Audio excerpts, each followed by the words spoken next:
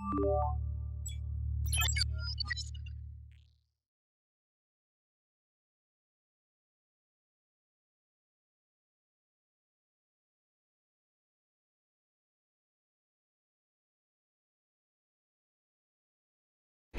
the next all-new episode of Ninja Kamui.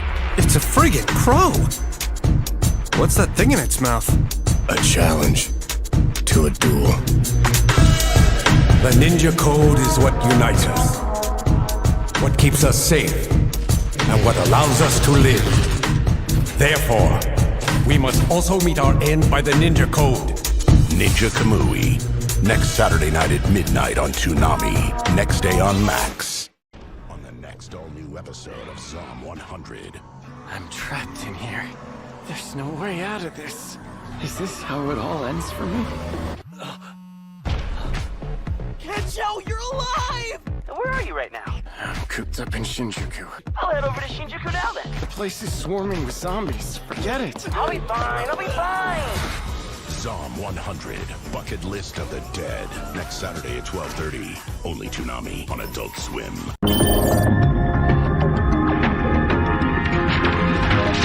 Hello everyone, and welcome to Toonami Therapy. Today on April 4th of 2024, I'm Michael. I'm Tommy. And this is our podcast, Toonami Therapy, in which we talk about anime and other things, and sometimes even shows that air on Toonami.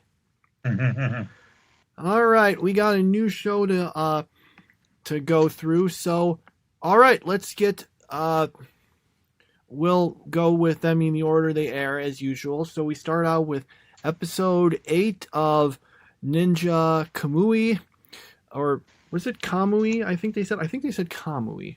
I think that was it actually. I just remember the way that I normally thought it was pronounced was wrong, so I have to say it the other way. Now, okay, so basically they end Okay, so I'll be honest, I found some parts of this episode kind of confusing. We got a bunch of information about, I don't know, power plant stuff at the start, to the point that we were wondering, did we watch is this a different show? Yeah, I asked that question. Is it like Pop Team Epic, where it spent like the first minute or so making it think it was going to be some romantic comedy idol anime before, just turning into Pop Team Epic? The preview things they always did at the end of each episode for that idol romantic comedy anime, which they called Hoshiro Girl Drop. That was pretty consistently the funniest part of that show. The fake previews for the episodes you never see. And then they stopped doing that in the second season, I think. Oh, well. Anyway, back to Ninja Kamui. Right. So they basically are trying to stop the bad guys, and we get into the big fight, and there's all that stuff. They do end up... I can never remember. If I remember their names right, the female, the FBI agent who was actually secretly a ninja, she's Asuka, and the other FBI guy, the black guy, that's Mike, right? Yeah, I just call her Tomo-chan. Okay. Well, basically, they he finds out, she was a ninja, so I guess they find he's annoyed, but then they're like, well, we got to work together. So that's my full of tangent synopsis of this episode. What did you think of it? I feel like after I watched it, I liked it, but now I'm thinking, I guess it was okay. Mm-hmm. Yeah, I was just so fixated on how much that character looks like Tomo-chan that I was just like, all right, they're doing missions and stuff, and this seems to have nothing to do with getting revenge for his killed family. So, yeah, I guess par for the course, Yeah, I don't know. I just remember enjoying it more. So I at least feel like the show's kind of going in a better direction. It's still a series that really I feel just depends too much on the action and the plot being a little weak. But it's I'm more interested in it. I just have trouble explaining what actually happened. All right, so after that, we move on to the new show called Zom 100. All right, so basically in this episode, our opening episode, the main character gets an office job, but then it turns out it's like a super exploitative one. Like, you know how like people like have the stereotype of the companies in Japan really exploiting? This one like is kind of like almost a parody in how much that is. Anyway, but he still ends up working there for several years, and then a zombie apocalypse happens somehow, and he goes, "Oh, I don't have to go to work." And the fact that, because we need to stress this, he's been completely overworking himself for several years, not getting enough sleep. When he gets up, just before he finds out about the zombie apocalypse, is like barely awake and is just trudging along. He presumably has been getting really no exercise during all this time, but he's able to run super fast and escape from all the zombies. So I don't know how that works. Adrenaline, maybe? I don't know. But anyway, then he decides, after going through all that, well, I guess with the world like this, I'll just make you don't actually get to see it because it like only shows it for like, I don't know, 1 second before cutting to credits, but he basically decides to make a list of all the things he wants to do in life, and that's the episode. Yeah, so a dark humor type of show. Unfortunately, I didn't find it too funny, but found it kind of predictable. But yeah, I'm not sure how much they can do with this concept. Like they're gonna have to. I don't know. It just, to me, it feels like this concept's going to get old pretty quick, so they're going to have to be very creative to make this worthwhile. So yeah, we'll see how it goes. Okay. Yeah, I'm not I actually had already seen this episode. I watched it when it originally aired, and I thought it was okay, but not great. I know some vague spoilers about later stuff, but nothing specific. So I don't know. I guess we'll see how it goes. It is one of those series where, of course, the big twist is zombies, but I mean, it's called Zom 100. What are you expecting? I am kind of wondering. So we got the zombie apocalypse, and maybe this will be given later, but what exactly made some people turn into zombies and others not? He's like, because he didn't become one. Do they have to bite you? Did a bunch of people just suddenly turn into zombies? Because it seemed like it was a lot of people.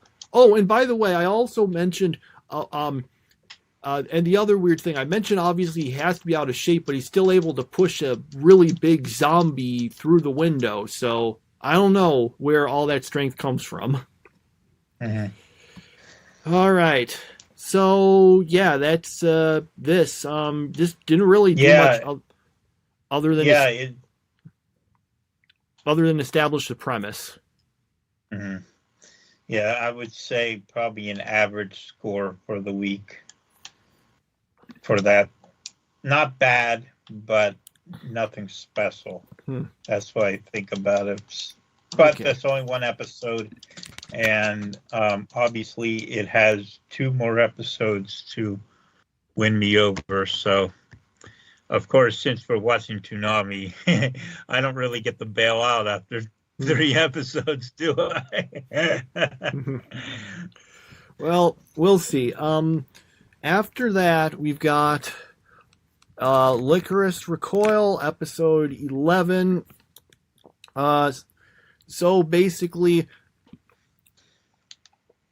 hang on, I'm just trying to make sure. Was this the episode where My problem is I'm trying to remember, was this episode or the previous one? Was this the one where Majima basically, when he's on all the TVs and stuff, mentions the Lycoris and says, "Hey, it's these girls who are dressed like this," and then everyone notices them. Okay, that was this episode. Okay, I was wondering, was this the previous episode? Okay, so we get that basically.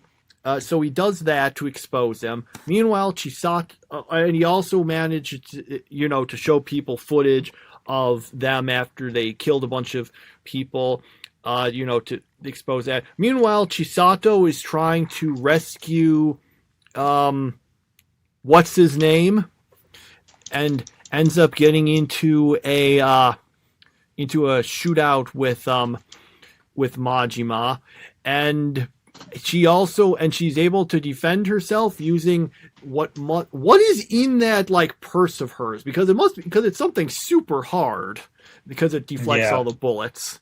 Or magical. Anyway, so they're like that. She seems to be losing after Majima turns out the light, which prevents her abilities. But then Takina shows up and turns the light back on to help her. So, more like she just bursts a hole through the wall to do it. Burst a hole through that. It would have been funny if she had literally just flicked the light switch and that was it. I will say this one series, I did always find this one part there. I did like the part, you probably forgot about it, but I in World Trigger, where there's this enemy who has this they're inside this building and the enemy has this gas-based attack, so his opponent just turns the air conditioning on to blow it away. I like that. Anyway, so that was Lycoris Recoil. This episode was pretty fun, I thought. Yeah, I thought this was a better episode than at least the last few have been. So, yeah, pretty good. Okay, so after that, we've got One Piece, episode 659. So, it's a flashback episode. Now, in a lot of shows, having the big flashback means someone's about to die. But this is One Piece. It actually means that that someone's going to die in the flashback.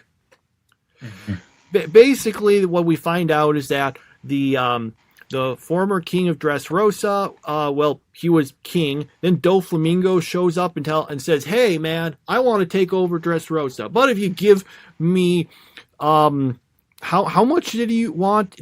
10 billion berries. That was it.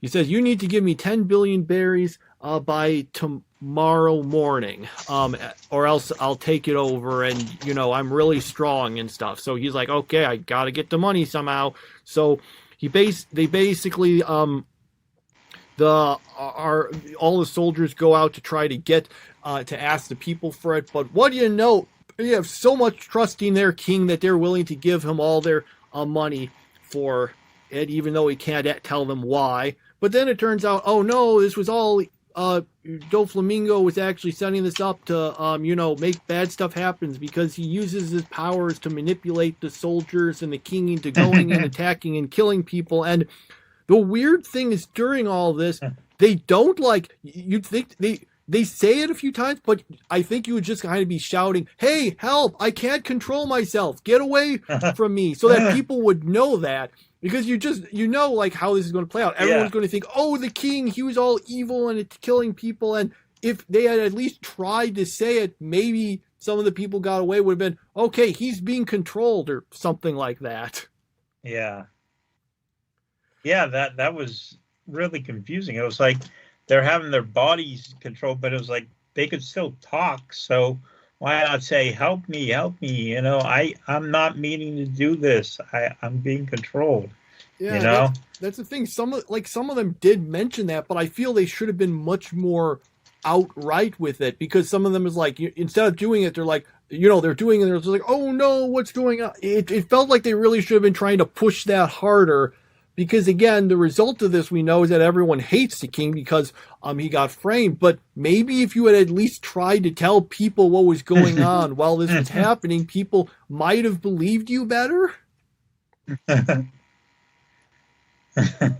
Yeah. Anyway, so that's basically the episode. It's a flashback, and the flashback is actually not done yet. So Yeah, I said it was going to finish with 15 seconds left, and I was wrong. It didn't finish at all. So, yeah, thinking about it now, it sounds a lot funnier than I remember it being. It just, like, stupid funny, unintentionally funny. Yeah, so I guess it has its own charm to it, even though it wasn't a great episode. yeah, so let's see. We didn't watch Naruto, so we'll get on to that's our stuff for the Toonami stuff. Then, let me just double check quick. Did they say anything about have they announced anything about replacement for? No, I don't think they've announced any replacement for Lycoris Recoil yet. When does that end? I think we've got 2 episodes left. Let me double check. Yes, we've got 2 episodes left. If you were to guess, just make a guess, what do you think they would put on there? You've been right before. Let me think about this. Okay. It's not going to be something it's not going to be something that's licensed by Crunchyroll unless it's something they previously showed. That's something that's definitely the case. I'm not saying it can't be on Crunchyroll, but just not licensed by them. Let's see. I mean, Bleach is the thing that I might want to mention, but that hasn't been on there yet, and I'm going to guess that probably it won't go there until they actually finish it completely, would be my guess. But okay. I'm not sure about that. If I wasn't going to say Bleach, this is a tricky one, just because of the fact that I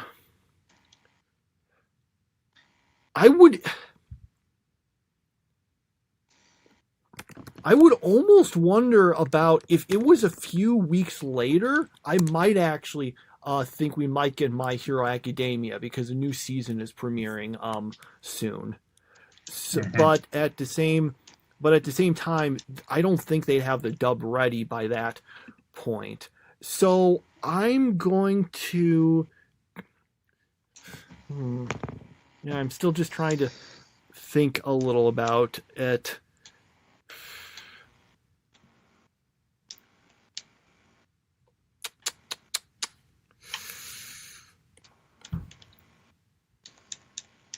Okay, screw it. I'm going to throw out Undead Unluck. That's my guess. I can't think of anything better offhand. It's on Hulu rather than like Crunchyroll or any thing. It's a shonen action series that which would be the sort of thing they would show, and it did air kind of recently. If I had to throw out a guess, that would be it. Okay, I never heard of it before right now, so I'm looking it up to try to figure out what it is, just in case it does get picked. It's possible. I honestly don't think that'll be the case. I mean, I would have never guessed Zom 100. I would not have. I only threw that one out just because I was trying to think of some recent action series. I heard that the anime had a lot of problem with a lot of almost One Piece style padding, in which they would have very lengthy recaps. So I wasn't super interested in it, but that is something that I definitely heard about it. I would honestly, if I had to guess something, probably something from High Dive or Sentai film works.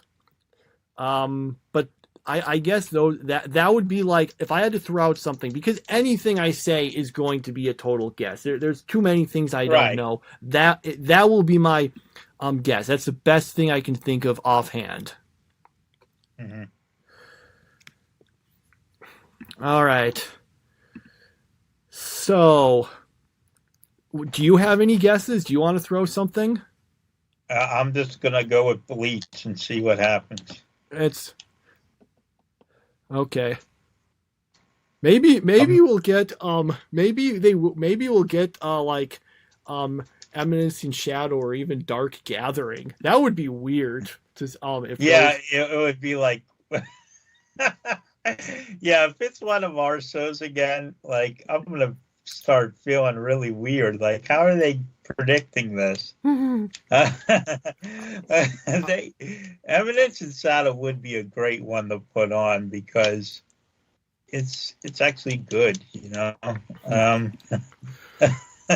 Those are I was just glancing over the stuff like dub stuff on High Dive that might be kind of the sort of thing they'd have. So those are just some guesses, but ultimately these are all guesses. We have no idea. They could do something that you would not expect at all for them to do. Maybe they'll announce, "Hey man, we're going to be doing we got a special agreement with Hulu to show Go Go Loser Ranger," even though it isn't dubbed yet, I don't think, and hasn't aired yet. I don't know. I just wanted to pick the most random show I could think of. Maybe. Anyway. Sailor Moon. What? Sailor Moon. You know, that's a possibility. They could do that there. I don't think they ever aired Sailor Moon Crystal, and that's, I guess, a possibility. For anyone wondering what those were, so Sailor Moon, the original anime, was a fairly loose adaptation of the original manga because it had the problem, well, you can't get ahead of the manga, but the manga was monthly. So they added a ton of filler and padding, and which of course obviously made people like much more monster of the week and such. But it also did mean that some characters, especially some of the villains, got like their personalities much more expanded. And Sailor Moon Crystal was just more an adaptation of the original. Although I think I heard the animation for it wasn't that great. I don't know. I'm just talking about stuff I've heard. Okay. So I don't know. I'm sorry for spending all that time trying to make guesses, but you know, now that I think about it, I actually think I'm actually going to say that I'm not actually going to choose something. Sorry. All right, moving on. So after that, we'll go to the stuff that's not on Toonami that we're watching. So we've got Shangri-La Frontier, episode 18. Before I get into the episode, just for the record, the first season has finished airing in Japan, and they announced that a second season is coming later this year in October. So we might check that out. In the meantime, though, in this episode, our characters are still going up against Weathermon, and I can't remember the name of the big metal horse thing. But Sunraku's fighting Weathermon, the other two are fighting the big metal horse thing. Ultimately, they do a whole lot of fighting, but ultimately they've all managed to emerge victorious, barely survive all of it, and beat them. And that was, the episode really was just them fighting and managing to win. And although you can really say it was kind of low on plot, I thought this was really good. I really liked the fighting, and there were some good jokes there. And just, I don't know, it was a very, very good action episode, and I was kind of looking forward to it because I heard a bunch of people beforehand say it was really good, and I thought it was really good. I don't know about you. My problem with this show is that there are no real stakes to this game. To this show. It's just a video game, you know, and it's not like Sword Art Online, where it's like, you know, for all the problems that show had, at least it had a sense of urgency of, wow, if you die, then you die in real life. This is kind of like, okay, your character dies, then it's not like your life's over. It's just you didn't win the game. So I had a hard time getting interested in this whenever they're like, oh no, this is the last thing, and it's like, well, it's a video game. People lose at video games all the time, and I don't know. I just could not. I don't think I could get into this show because the premise. I think it's got great characters. I think it's got. I mean, there's a lot of good things about the show. I'm just saying that I can't emotionally get attached to this show because I feel like it's all irrelevant. You know what I'm talking about? No, I understand what you're saying, but I don't have a problem with that here because two reasons. One, they did try to like emphasize the fact that basically since they got all of those items, spent all that time preparing for this, that if they fail this, then they're not going to be able to like do this again because they would have to go through all that preparation, all that time, all that stuff again. It would be like you know, it's like a game where you do a bunch of preparation to take on a boss, and then if you don't accept, how do I say it? It kind of be like if you were going through a video game, you're going to go against the final boss, except if you lose, then you have to restart the whole game over. So okay, I can see what you mean. Kind of like, this reminds me of a scenario I once had when I was playing Pokemon Gold, and I got to the Elite Four, and I was like completely unprepared for it. So I lost, and then I lost all that money, had to basically start over. So, okay, I can see that as a comparison. Yeah, that was the thing. And the other factor is that even if it isn't like life or death, someone can say that about, you know, a sports series. Well, if they lose, then, you know, that's just it. They don't die. They at most, it might mean that they don't, like get like some special scholarship or whatever, but you can still get into those. So those are how I was able to I was get invested in this. I do think sometimes in Shangri-La Frontier, sometimes I do kind of have that problem where thinking, well, it's just a video game. But in this case, I think that they managed to set up the stakes enough with all of like the preparation they did, and as well as just the fights being good. So it all worked for me here. Mm-hmm. Yeah, I don't have many problems with it. I can't connect with the characters as well as I should. Okay. All right. So then move on to teen romantic comedy SNAFU, episode 27. And in this episode, is this the first episode of the new season? Yes. Okay, yes. Good. Just making sure I didn't screw up again. Okay. So we have okay, now maybe I missed something and I'm stupid, but the previous episode, the end of the season, last season, had the big cliffhanger in which I think Yukino was going to make a request, and we're like, oh, what is it? And did we actually get the request from her explicitly in this episode? Nope. Okay, because it felt like they talked a bunch about things, but they didn't actually get to an explicit request, and I was wondering if I missed something. I missed it too, I guess. Okay. So. Like, I don't know, maybe it was to like try to make things work better with their family or something. I don't know. Maybe I missed it. Maybe I'm just dumb. But it was a little weird that they didn't just right away have it. Okay, so let's see. Let's go through episode as I recall. So they do that. They end up a bunch. The big thing is that, oh man, I watched this a while ago and I'm having trouble remembering it offhand. It was a very slice of life episode. That there was like a lot of stuff of the main character hanging out with his sister. Mm-hmm.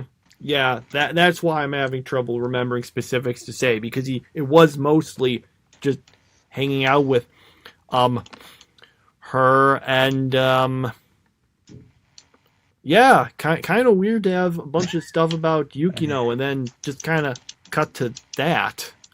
Yeah, I'm not sure if you still follow me on Twitter, but I tweet about anime a few times a week, and about this one I tweeted that it's just like the first two seasons where it starts out really, really slow, and you know they both those seasons got better at the end, but it took a very long time for them to get going, and now I feel like great.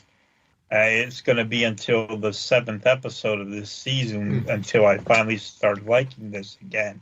So, yeah, I wasn't impressed by this episode. I do think it's good to actually see a brother and sister get along with each other, because like that never happens in anime. So that's pretty good. But other than that, it just was too slow an episode for me. The big problem that well, not a big problem. I was just you mentioned the second season starting out bad. I don't actually agree with that. I thought the first few episodes were pretty good, and then it got bad once we suddenly started up with all the stuff with the student council. But I actually think the first few episodes were good, and then it just, you know, all that stuff happened. So yeah, we'll see how this goes in this final season. It's a final season, so I assume they managed to wrap things up. And I know it's not like just, or at least it shouldn't be one of those things where it's a final season because it was never renewed. It should be the final season because it's called like My Teenage Romantic Comedy SNAFU Climax. Yeah. Unless there might be another season called My Teen Romantic Comedy SNAFU. Toonami. Well, actually, I was looking for the word epilogue. Oh. Okay, let's see. Anything else to say about it? Nope, not really. All right. Nope. Then we move on to Full Metal Panic Fumoffu episode 10. Okay, so this episode helps us know why it's called Fumoffu, because that's all Bonta-kun can speak. And Sosuke goes inside the Bonta-kun costume. And this is so ridiculous. They have Kaname there. She's there as the interpreter. And somehow she can interpret everything Sosuke is saying. It doesn't make any sense, but it is hilarious. And basically, one of Kaname's friends, her father is part of a Yakuza club. I'm not sure what a Yakuza actually is, but it's basically sort of the Japanese mafia. Okay. Yeah, I didn't get involved with that when I was overseas a year ago. But yeah, basically that's how and what happens is Kaname gets kidnapped once again And she even makes a comment about it. That's why that was actually pretty good. Whenever she was like, why am I always getting kidnapped in these situations? So that was pretty good. Basically, then Sosuke gets the other Yakuza people into Bonta-kuns, and they carry out a mission as Bonta-kuns and go ahead and save Kaname and her friend. And then at the very end of the episode, you see Bonta-kuns now being used to fight crime overseas. So they're catching on, the Bonta-kun peacekeeping. This episode didn't make much sense, but that's kind of the point. And I just thought it was really funny. Like most weeks, this probably would have been my number one show of the week, but I don't think it's fair for me to rank it, so I don't rank it. But I enjoyed it. Yeah, I thought it was pretty funny also, although I am left wondering if they needed to have Kaname interpret, and yes, I was wondering, how does she know exactly what he's saying?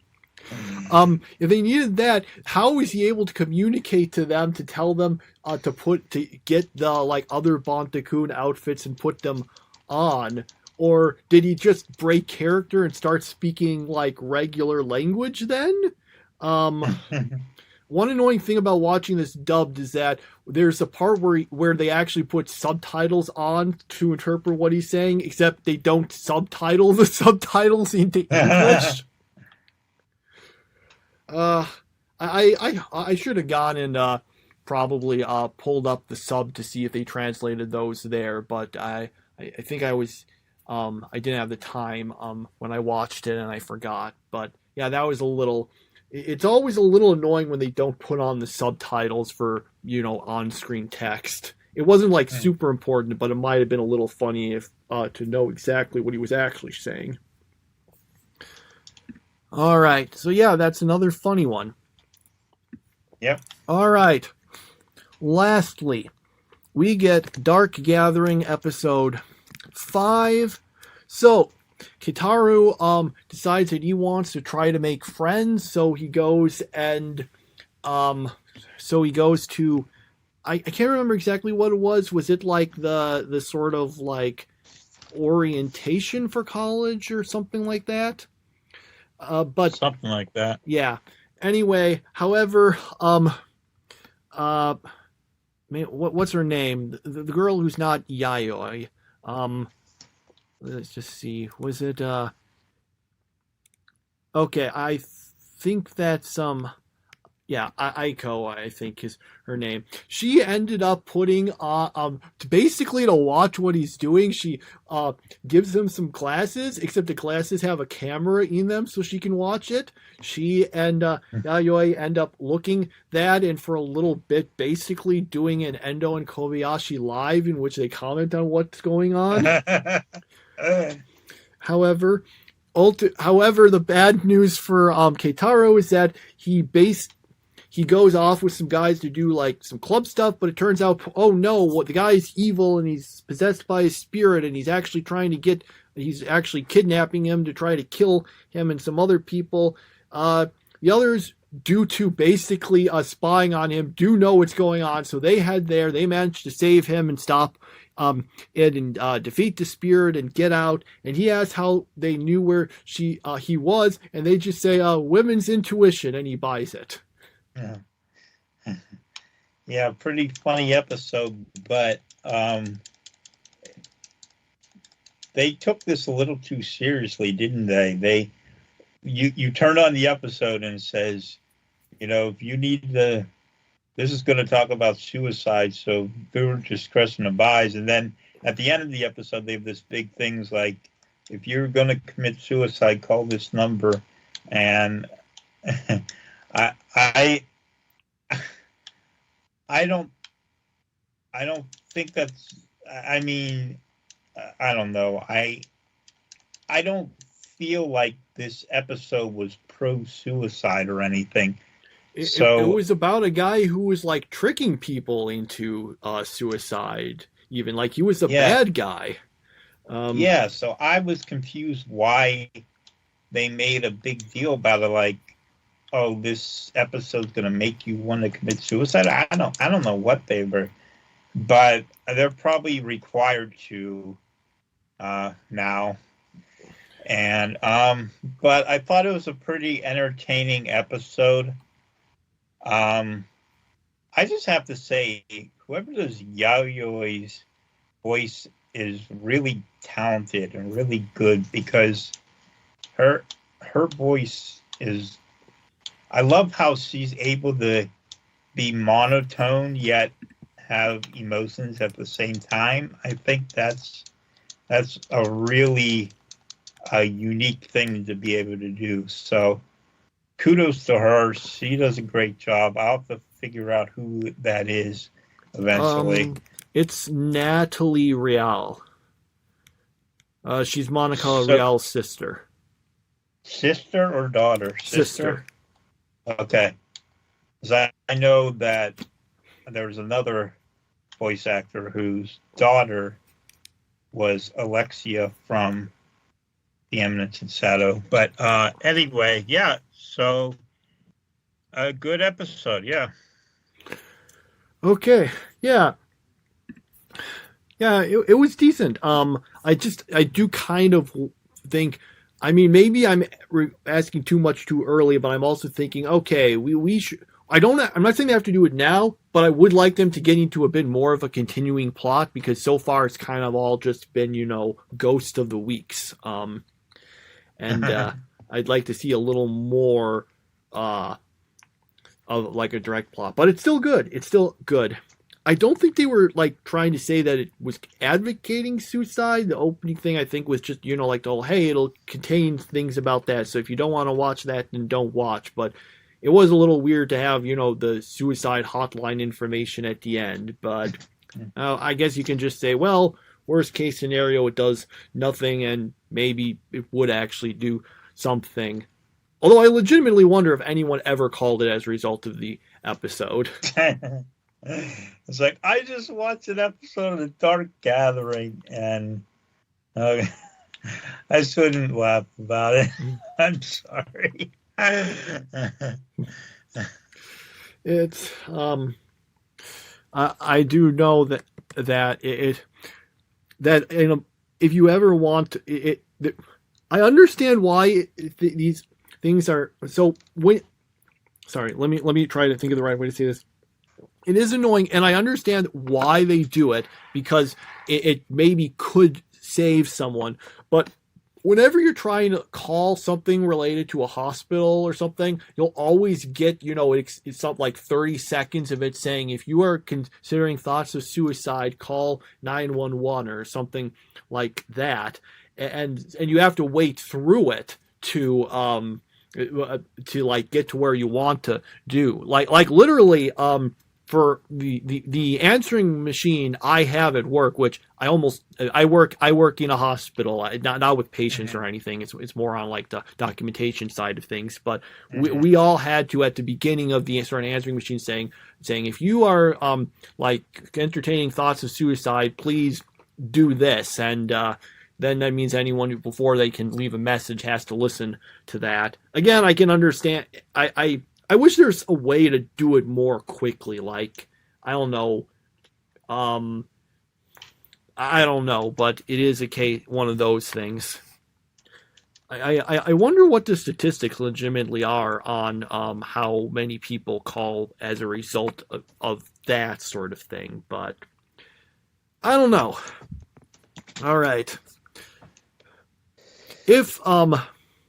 But jokes aside, if anyone listening to this is considering killing yourself, you really should call 911 or whatever the applicable number is to get help on that. All right, so that's that's all the shows actually. Yeah. So top 3 time. Yeah, for me. So my top 3 would be, in looking at these, sure, let's say, well, sorry, Toonami, you didn't really make it this week. I've got Dark Gathering in 3rd, Full Metal Panic Fumoffu in 2nd, and Shangri-La Frontier in 1st. Okay, so actually, Toonami wins the day here. At least it wins 2 out of 3. It doesn't win the top spot. But One Piece is my 3rd place pick. I just thought it was too unintentionally funny for me to let that go. I love unintentional humor. And 2nd place, Zom 100. Yeah. I paid a lot of attention to it, so obviously it was at least interesting. 1st place, though, was Dark Gathering. Regardless of all that other stuff, Dark Gathering was my favorite of the week. Okay. So, I actually had some things I wanted to make note of. I was actually thinking of talking about this, a week or 2 ago, but didn't really have the time. But I figured I might as well do it because, so if you've been paying attention to things, you might have noticed that Funimation, their site, it's now officially shut down. It was basically, they had basically kind of moved all the stuff over to Crunchyroll anyway because of the merger, but it's gone now.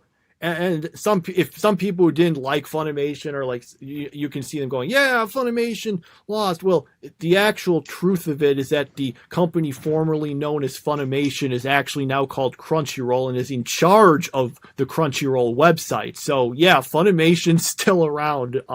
It's just under a different name. It is actually in charge of Crunchyroll now. That's basically, as far as I understand it, how they did the merger when Sony bought them both.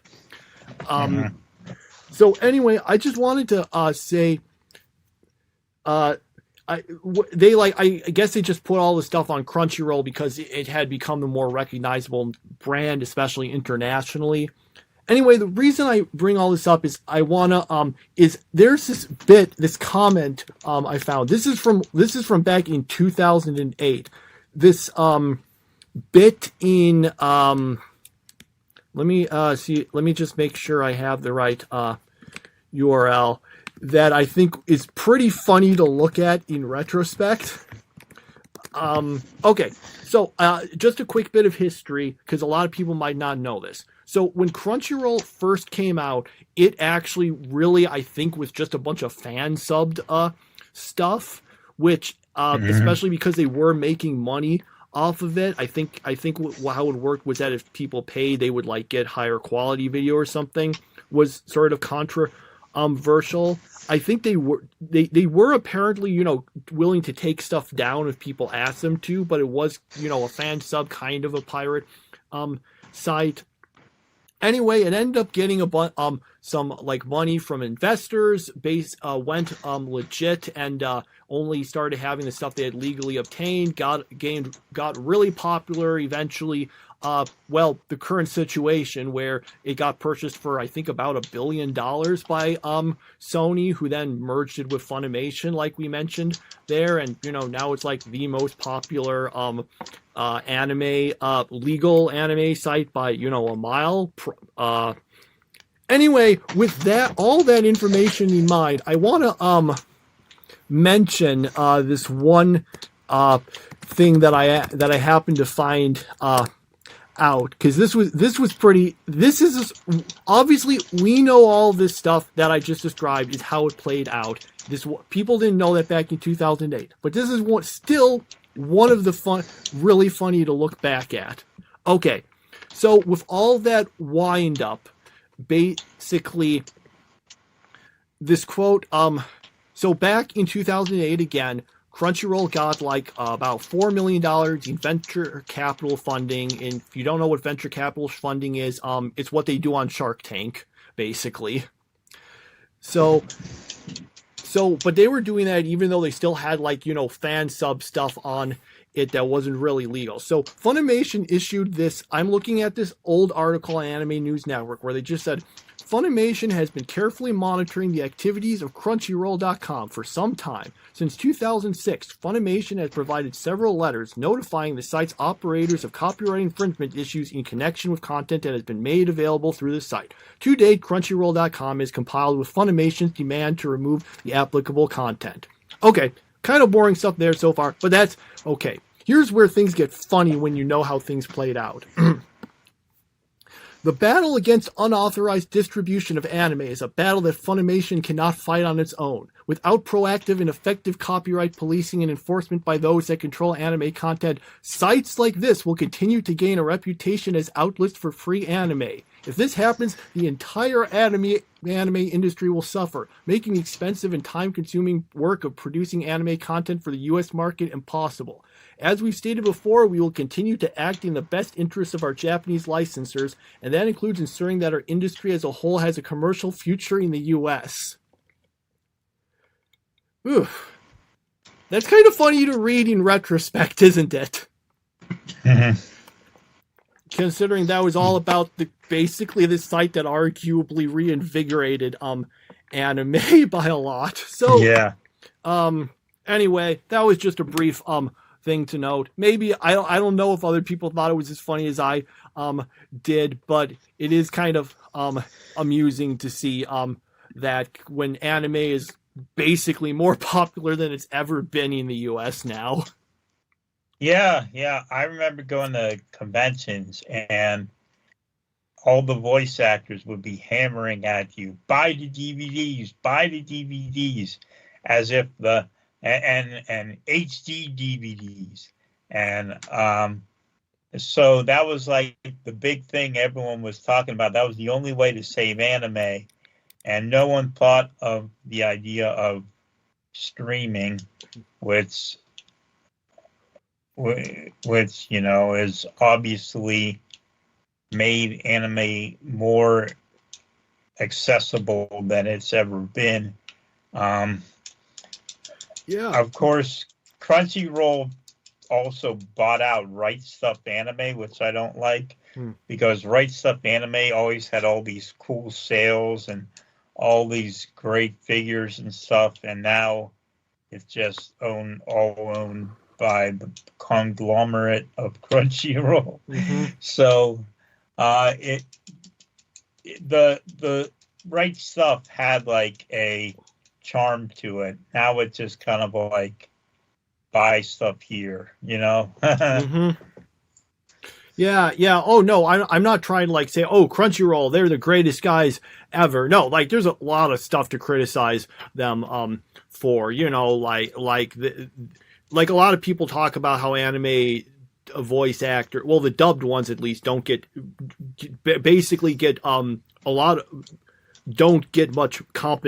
don't really get adequate compensation for what they do. And a lot of those criticisms I think are valid. I'm just saying it is a little funny to see them talking. And by the way, if someone wants to look at this article, it's on Anime News Network. It's called "Video Site with Unauthorized Anime Gets US $4M Capital." It also has one. It also has a similar statement from. I'm sorry. Wait, hang on. I think that no, that's a different article I was looking at. I'm sorry. It's Funimation Bandai Entertainment respond on Crunchyroll. That's the actual article. I apologize. It also gives a similar statement from Bandai Entertainment, which is also kind of funny because I think pretty much all their stuff is on Crunchyroll now. But yeah, it is interesting, setting that aside, that the streaming really did reinvigorate it. It almost, because I was actually looking into some of this stuff, and that anime like sort of streaming, or more accurate, not like streaming, simulcast is the big thing. And there's actually like an article on Wikipedia, list of anime releases made concurrently in the United States and Japan, and it really only started in 2008. Like the first ones were in spring 2008. There's Blast Writer and the Tower of Druaga Aegis of Uruk. I'll be honest, I've never heard of those. but those were the first ones. If you look at the list, it's really mostly Crunchyroll doing simulcast. The first season where you start seeing like, you know, more a decent amount of things is like where you start seeing like the bigger names is like spring of 2009, where you have like Full Metal Alchemist Brotherhood by Funimation, Naruto Shippuden by Viz Media, One Piece was done Funimation. Here's one that most people won't recognize, but I know you will. Shangri-La. Yep. It was one of the first anime to be simulcast. Wow. So anyway, I don't know. Maybe I'm just talking a little about things that are boring to people, but I just thought it was interesting. I kind of almost feel like, was there ever like a board meeting or something where someone said, "Okay, we're in trouble here because people aren't spending money on anime. They're all just going to the fan subbing sites because they can get the anime at any time they want, basically anywhere that's got an internet connection, and the things are available basically right after they air in Japan. How are we going to compete with this?" And maybe someone else said, "What if we just did that?" Yeah. Shangri-La was one of the first simulcasts. That's funny. I didn't see that until 2017, though. I saw, the only reason I even saw that was because of an ad on someone's YouTube video. So that was what got me to purchase the DVD, and then I fell in love with that show. But was it an ad like in the video itself, or was it one of those pre-video ads that YouTube puts in? It was the person doing it was like a person doing a panel at a con, and he put in, and he was sponsored by Funimation, so he did his own ad. Okay. So it wasn't like at most ads you'll see now. It was a manual ad, you know, he did it himself. So yeah. Anyway, so that's our talk about that. Hopefully you found it interesting, and if you didn't, I'm sorry. All right, so there's my lengthy spiel. Do you have anything you wanted to talk about? Yeah, so my list of things that I'm watching has grown. I decided I was going to start out on Sailor Moon Crystal because I have Netflix thanks to T-Mobile. So and I talked a bunch about the show too. Yeah, I was going to say something, and I was just like, nah, I'll just wait. Yeah, the first episode is kind of like the first episode of the show, but of the original anime, but not as good in my opinion. I don't know. Something felt off about it. It's just like it wasn't. I don't know. It didn't have the charm of the original series. Now, obviously, they're going a lot faster, but this episode didn't go much faster. So, yeah, I'm not going to give up on it. I just feel like it wasn't as good as I was hoping it to be. I'm still watching that show, Banished from the Heroes Party, and there's another show that has almost the same title. It's really weird. It's like banished from something else, and yeah, that I forget what it's called now. Let me see if I can. Are you referring to this just started airing? The banished former hero lives as he pleases. Yeah, that's it. Yeah, so that has a similar name, but anyway, I saw the third episode. It was pretty good. I guess it passed the 3-episode test. It's still a little too slicey of lifey for me, but it's still pretty good. And I watched Oshi no Ko again. I love this show, and might have to marathon through it because it's just too difficult to wait a week to watch the next episode. That's what I did with Shangri-La. Shangri-La, I would watch like 5 episodes in one day and finish the show within a week, and then I loved it. So maybe I'll have to do that with Oshi no Ko. Of course, there's only 11 episodes in the first season, but so yeah. And then finally, Cowboy Bebop live action episode 5. Oh boy. So this episode, it starts with a flashback of Jet Black doing a mission because he was a cop, and what ends up happening is he's with this other guy, his partner, and they're doing this mission, and then when the mission ends up messing up, and there's someone who was a bad cop went and shot up Jet Black and almost killed him, and then got him sent to prison and all this stuff. Okay, now do you remember all that happening in the anime? Because I don't.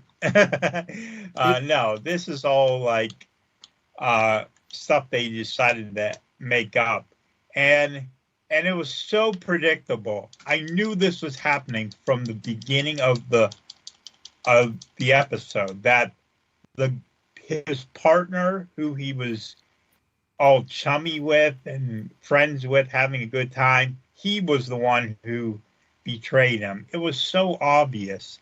And so whenever it happened, it was like, yeah, that I saw that coming like a mile away. And then they have Spike and Faye on the Bebop, and all they do is just argue with each other for the entire episode. They don't go out on any quest or anything. They just argue. And and then there's more scenes with Vicious because they want to have a main enemy, but I don't know. I don't understand them. So basically, this show is a complete mess, and it's got a lot of problems. I now see why the guy who made Cowboy Bebop was like, yeah, this isn't my show, because it isn't. And now here's the thing: if it was like generic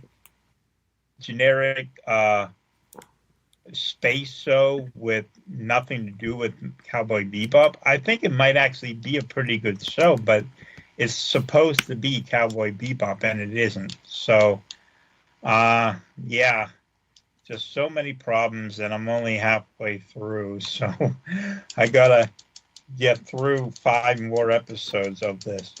This is not one I'm gonna marathon. I'll go crazy at the end of the 5th hour. So there you go. That's my reviews of the week. Okay. Well, that's interesting to hear. One thing I remember I heard someone criticize it for before was that they thought the episodes felt too like long. Like they thought that if the episodes were half the length and kind of made things happen faster and cut out some stuff, it would be better. Do you agree with that? I do agree with that. Yeah. I mean, the original show, of course, had, episodes that had to squeeze into a half-hour block, and these episodes were double that length, and not enough happens in them. So, yeah, I definitely feel that's something that could have been improved, but yeah, that's another problem it's got. Okay. All right. Yeah. It's interesting to hear. I don't really have too much to say about shows I've been watching. Well, there have been a few, but I kind of want to, before I say anything about them, actually finish them. So, okay. So we'll see if I finish some stuff. Of course, the new season of anime is starting, and that might get in the way of that. So we'll see. But yeah. Besides, I already used up all of my space of talking with me basically explaining a bunch of stuff just to get to what I was to a mildly amusing statement in retrospect. It was good. All right, that's it for anime then. So if you're just here for the anime, then yeah, that's all you're gonna get of the anime. So you can shut it off now. We'll see if we might have a few things to say about the Amazing Race new episodes. Yeah, so I finally have a favorite team. Unfortunately, they're at the bottom. So I like Kasuri and Charisma. I like their team, and unfortunately, they are the last team surviving going into this next week's episode. So you got to figure they're going to lose. I think that one team that keeps winning has such an unfair advantage because they're going to all Spanish-speaking countries, and the guy speaks Spanish. So that it's like such an unfair advantage. And sure enough, like my dad's like, oh, they're just going to go over, the Europe or Asia, and then they won't be able to use it. And then at the end of the episode, it's like, we're going to Chile. And I'm like, great. So they're going to win another. They're going to win again. So, yeah. Otherwise, I don't think this season is nearly as good as the last one. So, yeah, I kind of also, because this was filmed prior to the previous season. They just did them in reverse order because, as I understand, they decided they had these made as hour episodes, but then they decided, no, we want these to be an hour and a half. So then they had to recut all of them, and aired the next one in the meantime, which kind of makes me wonder if they had these done as hour episodes. Maybe that kind of affected it adversely, because you can doing it an hour and a half long episode, nothing wrong with that. But I don't know exactly how they did it. Maybe they decided to completely recut it from scratch, or maybe they just took the hour episodes and then took extra stuff and put them in to bring it up to an hour and a half. If that's the case,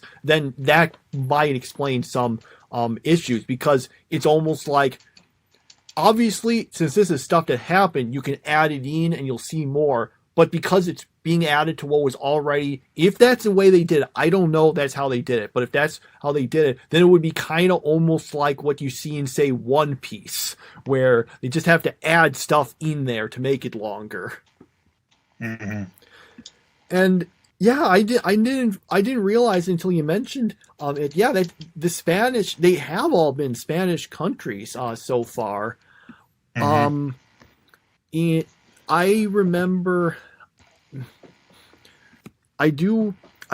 there was a season a while ago. It was quite a while ago. I can't give you the number, but I know they spent something like 3 legs in China, which is funny because there was actually a team that knew Chinese fluently, and they actually only managed to get at first place, I think, in one of them. Like one was said something at some point like, if we don't do better, we'll disgrace our families. The funniest part, though, was one of the tasks was you were supposed to be at this Chinese restaurant, and someone would give you the order, and you had to go and tell the chefs that. Now, if you don't know Chinese, of course, you just have to memorize the sounds and repeat it to them, and that's the hard part. But they knew fluent Chinese, so they went there, took the order, went to the chef, and they got it wrong. If you, which is proof positive, Chinese is a hard language. Yeah. I mean, to be fair, I'm sure with accents and stuff, there's some people that if they were speaking English, I wouldn't be able to say what they thought. And it did only take them 2 tries, but I still found that a little funny. I think, if I remember correctly, that was the leg they won. But I'm not 100% sure they won the leg. I think they did, but unfortunately, I'm going by things that like would have been like, I don't know, 10 years ago or longer, and I can't say the exact stuff, but I do remember that was the case in one season.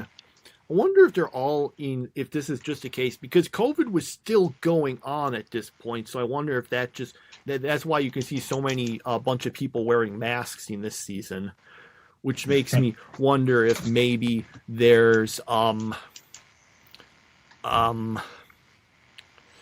if maybe they're doing all this stuff in South America for like reasons that was like the easiest countries to do them in at the time or something.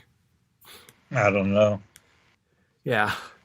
All right. I don't really have too much to add to that then. So, oh wow, I'm looking. Oh, so they're going to chill. I'm looking at a list of upcoming legs. Oh wow, if you're talking about there being a lot of Spanish, next time they're going to Chile. After that, they're going to Argentina. Oh, wow. Apparently, they're also going to, let's see, they're going to Barbados. That's not a Spanish country. But apparently, they also are going to the Dominican Republic at some point. Wow. And that is Spanish, I think. Yeah, that's Spanish. Yep. So wow, that team has a huge advantage. Huge advantage. What do they speak in Barbados? In Barbados, I'll double check. It says the official language there is English, but the vernacular language is it pronounced Bajan or Bajan? I don't know. Bajan Creole. I feel dumb. I'm not sure exactly how it's pronounced, but that's like more spoken. Normal English is used like more in print and stuff, but so it's it's a Creole language. I think that's how it's pronounced. I apologize if I'm getting it wrong, which means that it's kind of English derived, but still sort of a different language. But you've got that. I don't know about all the other legs. Basically, yeah. Let's see. I'm just looking at this one. Yeah, so it looks like, yeah, we are going to be having a bunch more Spanish. So, yeah, I guess Spanish is a useful language to know. I'm trying to get better at it. I'm not perfect. Well, I can, like, at least, I can, at this point, I've gone through enough. I can, like, watch a subtitled anime episode with Spanish subtitles and usually don't have to pause it much at all to like look things up or go through things. I've gotten a lot better at that. Like when I started that, like I don't know, a year or two ago, I was like having to constantly pause and look up words and things, and now I can just do it a lot better. If you want to learn, obviously it has its limitations because of the fact that it's just specifically like subtitles, and that just means you only get sort of sampling of subtitles, by which I mean like, well, I'll get that. Basically, that's actually not a bad way to try to learn another language. You obviously want to know it at least kind of before this, but to practice it, like pull up an anime you like, and if the subtitles are on are on whatever you're watching, like Crunchyroll usually has German, Spanish, Italian, Portuguese, French, Russian, Thai. It's so weird. There's a bunch of shows that have Thai dubs but no English dub. Arabic, I think, and maybe some other things. And I think Netflix has even more. So, you could just watch an anime and just put the subtitles in the language you want to learn and give that a go. It will only admittedly help you for the kind of languages you see specifically in anime. Like, obviously, there's a lot of words you'll see in a print book but won't be seeing in subtitles and such. But it's still a good way to like get used to things and try to get some vocabulary. And the best thing is, if you don't know what it means, just switch it to the English subtitle and compare.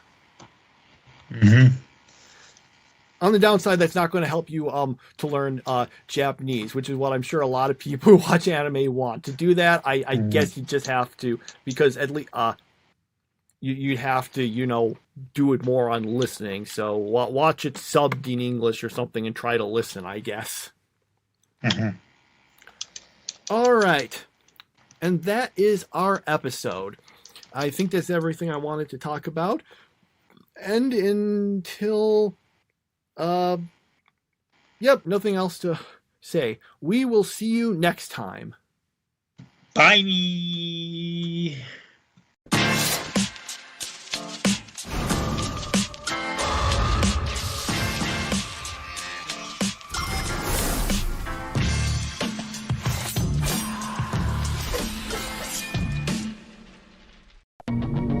We come to herald the beginning of a new age. After 7 dominant years, the show you grew up with is moving. Witness the rebirth of a legend. I love this job. Toonami on Saturday night. You won't be disappointed. We have no choice but to fight. 4 hours of action like you've never seen before. Every week, brand new shows. How about just me and you? Feature-length movies. I'll take it from here. Don't you look. Same old goodness. You're way over your head. Toonami, starting Saturday, April 17th from 7 to 11 p.m. Long live the fighter. Don't worry, we'll be okay. Be sure to check out Bionicle Mask of Light. You're to awaken Matanui today. Saturday, April 17th at 7:30.